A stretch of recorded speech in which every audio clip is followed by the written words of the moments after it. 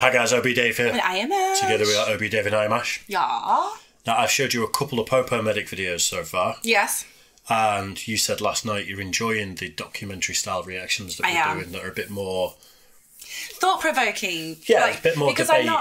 Because I know your channel's mostly aimed at like music reactions. It's kind of I struggle with music because I was now. never really heavily into music. Like we talked about in a couple of the videos, that you were the teen that was out at like festivals and, you know, in bands and listening to music, whereas I was like sat in libraries reading about science.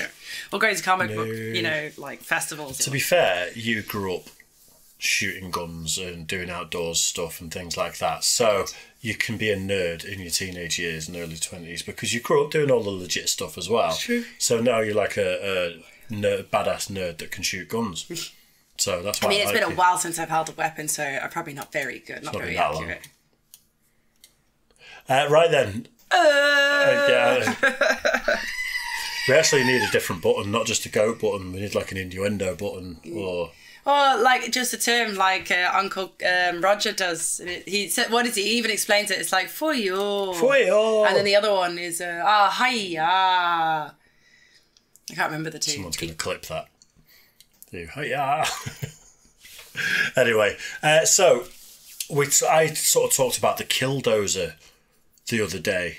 Yes, you did. And you seemed intrigued. Yeah. It's a crazy story. It sounds incredibly crazy. Yes, I don't think... I'm not going to say anything, but it's just a crazy story, and I think it is worth a go. Yes. I think you'll enjoy it. I'm up for it. Yeah. Yeah. So, right, we will do it. This is the popomedic, the KILLDOZER Rampage of 2008, was it? Let's do it. Friday, June 4th. 2004, an Air Force veteran settling down in the small town of Granby, Colorado, quickly found himself at his breaking point after losing a decade-long legal battle to a powerful family dynasty who took his land and ran his muffler shop out of business. To enact revenge, the welder fortified a bulldozer into a homemade tank and set out to destroy the small town that took everything from him, resulting in a response from the Army National Guard and an Apache helicopter. You had to take me on en masse. Well, I'm going to take you on by myself. In 1992, an auction was held in the small town of Granby, Colorado, in which a foreclosed 2-acre property was to be sold to individual bidders. And Cody Dochev, a powerful Colorado businessman, saw an opportunity to expand some of his business, with plans to buy and build a state-of-the-art concrete plant for his company, Mountain Park Concrete. But to Dochev's surprise, there was another man who had his eye on the foreclosed property, Air Force veteran and Granby newcomer Marvin Heemeyer, who outbid Dochev and secured the 2-acre property for $42,000 to build a muffler shop and expand his welding business. A frustrated Dochev confronted Marv and advised him that the town of Granby doesn't need another car garage, to which Marv advised Dochev that the property was his for $60,000, but Dochev declined his offer and refused to give in to the blue-collar outsider. Marv left the auction with no idea what was to come. The outsider had inadvertently derailed the plans of one of Granby's most prominent and powerful families, and the Dochevs were sure to never let him forget.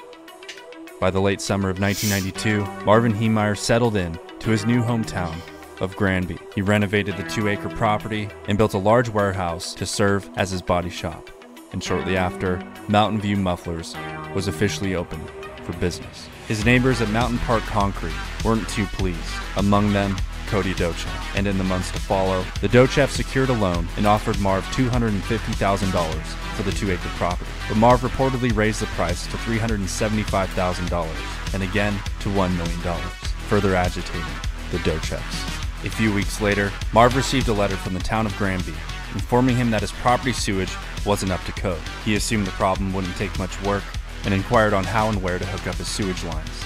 But to his surprise, the lines were located nearly 500 feet from his property, and with him being responsible for the materials, construction, and months of labor, Marv was shit out of luck with a $100,000 estimate just to connect his sewage. And to add even more red tape, Marv's property didn't even have a maintenance easement. And because the easement would traverse property lines, Marv had to seek the approval of his neighbors over at Mountain Park Concrete, directly from Gus Harris and Cody Dochev. There is some conspiracy going on there for sure. Oh, yeah. cahoots. Yeah, I mean, the richest family in the town are definitely friends with the mayor and stuff like that. Oh yeah, have them round for, you know, Sunday football and some barbecued meat. It's sad that so much of the world works like this. Like, I'm absolutely fucking sick to death of it, I as am. you know. I just want straight up people who just do the thing and don't, you know, it's not all about deals, it's not all about fucking each other. Just do the right thing and follow your moral compass instead of following that. Yes. I think the world would be a better place if more people were like that, for sure. Yes. I'm so sorry. It's alright. I think it's the hay fever.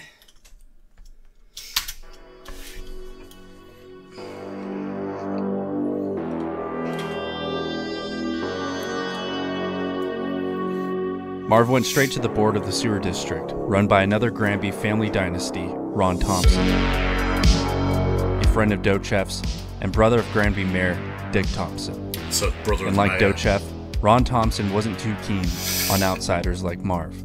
Thompson gave him an ultimatum: $90,000 to get his sewage ordeal fixed and up to code, or remain unconnected and face the consequences. Left with no choice, Marv refrained from connecting his sewage with hopes of finding a cheaper alternative in the future. And by November of that year, Marv returned to the sewage board and demanded easement, and settled a deal with Gus Harris to traverse his property at $20,000 per acre. But in the weeks to follow, Gus Harris ghosted Marv and failed to honor his word, forcing Marv's sewage to remain unconnected for several months. And the months became years, and by 1998, the Docheffs decided to move forward with their construction plans of a massive indoor concrete plant. Marv resisted, but wanted to maintain a cordial relationship with the Docheffs, but he was inevitably forced to act, as the Docheffs intended on building in the southwest portion of Marv's property, where Marv had already planned on building a large parking lot for his customers. The Docheffs applied for and received a bizarre location-specific zoning permit that exempts certain plots of land from zoning laws if the purpose of rezoning falls into specific categories. And by the time he figured it all out, Marv was well past the 30-day deadline to appeal the decision. Construction vehicles and operations blocked off the only road to the muffler shop, and Marv began to lose customers. Out of desperation, Marv purchased a Komatsu bulldozer to make his own road for his customers, but he was shut down by Town Hall. And by November of 2000, It's just horrific. Like how awful people are to push a guy out of a business like this, forcibly push him out like bullies. This happened to one of my dad's friends years ago in this country, and he owned a farm, and it wasn't connected to mains, water or electricity. And essentially the government came for him and said, by law, you have to be connected to sewage and power, all that sort of stuff. He fought him for years until he ended up losing his farm over it. Jesus. And it's like you can't just be left alone to do your thing, especially when there's small town corruption like this. That's just fucking... No, especially, yeah. I mean, we saw that in even like Clarkson's farm. Oh, yeah, that's NIMBYs though. That's not as much corruption as it is just but it like... still wasn't great. Yeah, it pisses me off. It all pisses me off too. I'm pissed off. 2002, a judgment was made against Marv for failing to connect his sewer line. The court ordered that the muffler shop remain closed, and with the Docheff denying easement, Marv was found in violation and was fined $100 a day until he connected his sewage. On November 17th of 2003, Marv wrote a check for the amount of $3,351, which he addressed to the Cowards and Liars Department, after having felt completely violated by the Docheffs and their shady political dealings. He lawyered up and took the town of Granby to court, but failed yet again and was punished for it, as the town turned around and reimposed additional fines of up to $1,000 for leaving abandoned vehicles on the rezoned property. And to add fuel to the fire, a local Granby newspaper wrote an editorial piece speaking poorly of Marv interfering with the Docheff's business, as if Marv was the bad guy. He was now stuck in a situation he had no way out of: a useless property, zero income, and his property and belongings were auctioned off. His direction and hopes for the future were, in his mind, stolen. What once was a dream became a nightmare. He truly believed that the town of Granby maliciously conspired against him, because the town of Granby perceived to have conspired against him. And that's what officials in Granby will never understand, whether or not they had malicious intent. If you carry the tools to break a man and present yourself as the villain, perception is reality. And in April of 2004, in Marv Heemeyer's reality, revenge trumped forgiveness, as he fortified half-inch steel plates insulated with concrete on the bulldozer. I have had. We've all dreamt of doing something like Oh, this. 100%. You know, people are really pushing you to... Have you watched Falling Down? No. It's an absolutely classic movie from, I want to say, the late 80s or early 90s. Okay. It's Michael Douglas, and he's basically kind of like... the only way I can explain it is he's on his way home from work, stuck in a traffic jam, and just snaps and just goes on an episode, and people keep trying to fuck him over, and he just like escalates and escalates and escalates. And it's a classic movie. I actually think you'd really enjoy it. Okay. We're going to have to watch it at some point, but that's like... He's obviously an unhinged person, but that's someone who's just been pushed well past that breaking point. Well, it sounds like this guy. It's exactly like... It's like what the guy said. It's like, even if you're not the aggravator... I can't remember his exact terms, obviously, but he said, but if you are using the tools to break a man, your perception is reality. Yeah, you better be willing to face the consequences as well. Concrete on the bulldozer. I have had a perfect life up until 1999, when I found out what the Thompsons had done to me in 92. And I am not going to take it. And I have to use the resources that I have, the wherewithal that I have, the ability that I have, the knowledge that I have to make this right. I am not walking away from it. Maybe I'm being a coward by doing what I'm doing. Because without a doubt, I'm doing what you have done.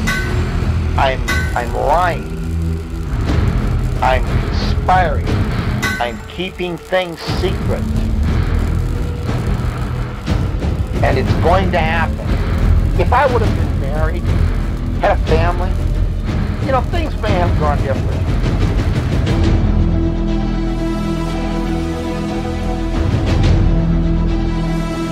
But God built me for this job.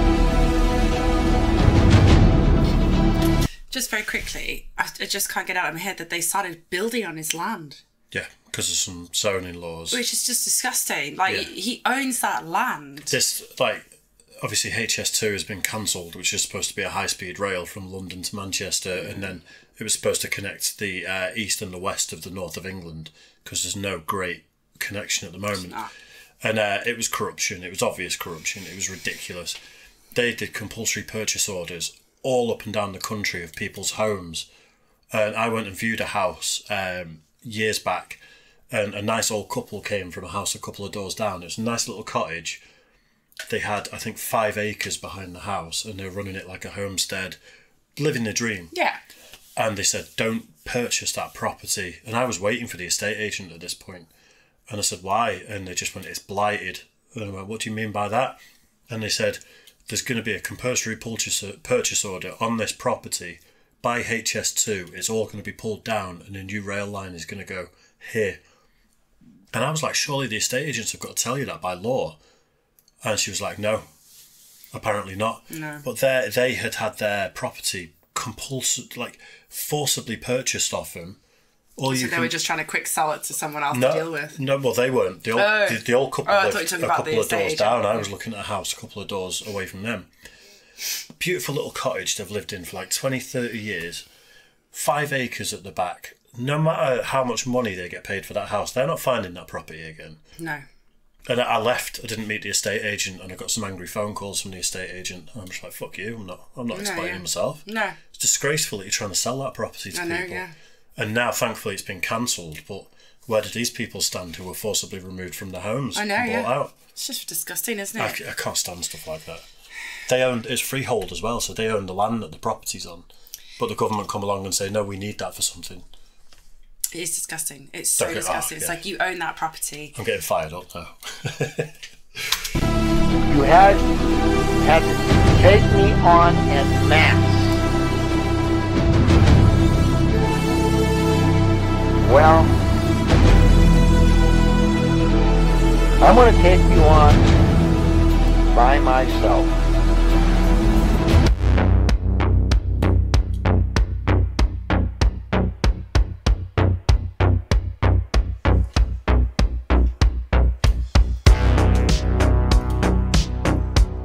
So the 80s sort of like intro. It's great to get started with you. Good Morning Colorado starts your day with what you need. Updating.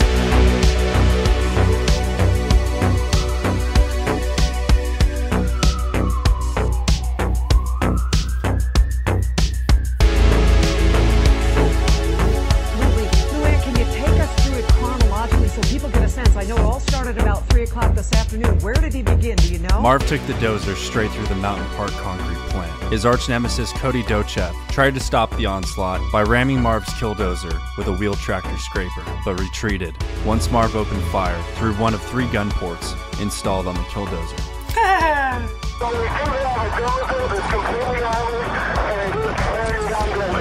Once the concrete plant was successfully demolished, he moved on to Town Hall.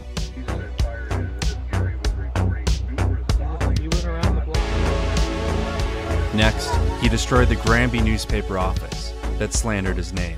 Police responded to the chaos and had no means to stop the dozer. Their futile attempts to open fire and pierce the fortified shell proved useless. Police couldn't stop the slow-moving bulldozer, which was armored with heavy iron plates welded in place of windows. Using cameras installed on the top of the shell, Marv was able to maneuver and return fire toward police.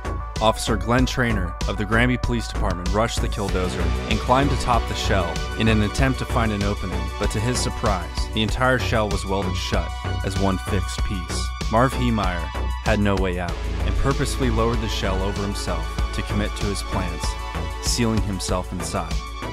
Then Colorado State Governor Bill Owens requested the National Guard to dispatch an Apache attack helicopter, as well as troops equipped with Javelin anti-tank missiles. He is just headed westbound again. This is tape. He is again headed westbound into the downtown area. Right there, may have taken out a radiator. He doesn't stop. And while striking a hardware store, the KILLDOZER turtled between the foundation and the basement, leaving the dozer stuck. And after 2 hours of pure carnage, a SWAT team approached the dozer and reported hearing the sound of a single gunshot from within, as Marvin Heemeyer, with no way out and no means to free the dozer, took his life.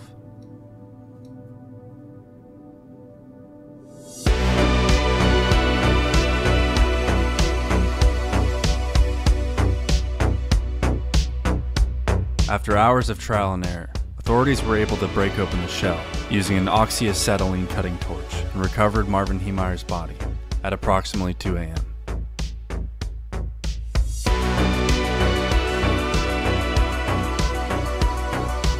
The KILLDOZER was demoed, and its components were destroyed and dispersed between several junkyards. The Rampage caused an estimated $7 million in property damage, and nobody was killed or injured during the incident, apart from Marvin Heemeyer. Leading up to the incident, Marv gave away all of his financial assets to his friends and family, and left various notes behind for his friends and his enemies. In the end, it was perceived that Marv was sabotaging Dochev's business plans, and not the other way around. And no matter how you look at it, perception is reality.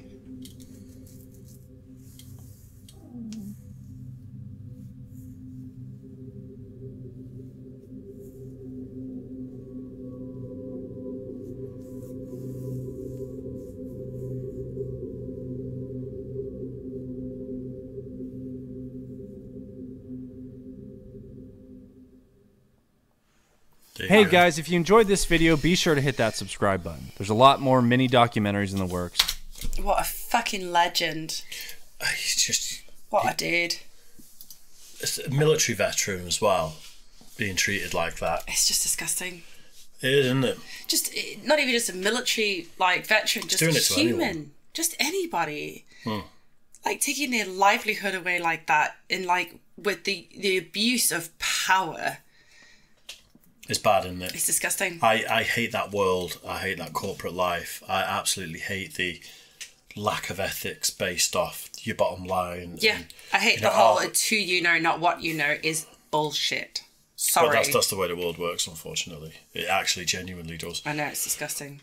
Yeah, but that guy, in my eyes, died a hero. And He did. I think I agree. He didn't kill anyone, and I think he intentionally didn't kill anyone. Yeah, he did what he intended to do, was cause damage, and that ending says, "Can you hear me now? Yeah. You need to listen." It's sad that it had to end that way. Isn't it? I know. And you know what? It'll have upset that family, but the insurance company will have paid out. Oh yeah, and they'll have gone back to normal a couple. No, of years you don't later. know that, because like I think like you say, he died a hero. He would have raised that much of a thing. The fact that they called in the National Guard, the rest of the country would have found out. Not as if it had just been an isolated town event, no one would have heard about it. It would have just been within that area. Yeah. But this would have gone national. And it would have raised a lot of questions over the whole situation in Granby. And it would have been like, let's have a closer look at you guys. What is going on? Like I said, in the end, it was Marvin who was, sort of messing with Thompson's business, because ultimately he's the one who then brought the business down. It may have just brought down a couple of buildings, but ultimately his actions raised the question as like, okay, let's have a closer look at your properties. I bet all of the corruption was done legally, though. That's the problem. You don't know that. I'm sure that there was lots of little, you're a mate, I'll just sign you off. If you want to find something and you've got enough time, resources and power, you can find anything. There used to be, I don't know if it's still about, but a lawyer in the UK called Mr. Loophole, and he was a celebrity lawyer, and he was basically for rich, famous people to get them off on really weird technicalities. And like footballers that would get caught doing like 100 miles an hour down the hard shoulder, and he'd get them off on a technicality that he'd go through and find all the reports for the police car that day, and he'd do something like, you didn't check the PSI of all the tyres before you set off that day, and like that sort of invalidates the police car for being on the road to be active for duty. There'd be enough money to throw at it to find every little thing. And just go, you didn't follow the book, unfortunately, so my client That's can't be disgusting. done. That person's disgusting. It didn't live far from here, actually. Disgusting. So it's money, isn't it? Finding ways to release. That's what people the who legal are going to system kill is. somebody. No. That's what the legal system is. I hate it. Same, but it's not black and white like people think it is. It's all... No. Yeah, anyway, let's not get into that too much. No, politics and all that. Politics? Yeah, very I was going to say very political to try and take the mickey out of it, but then that would have been the right word. Right.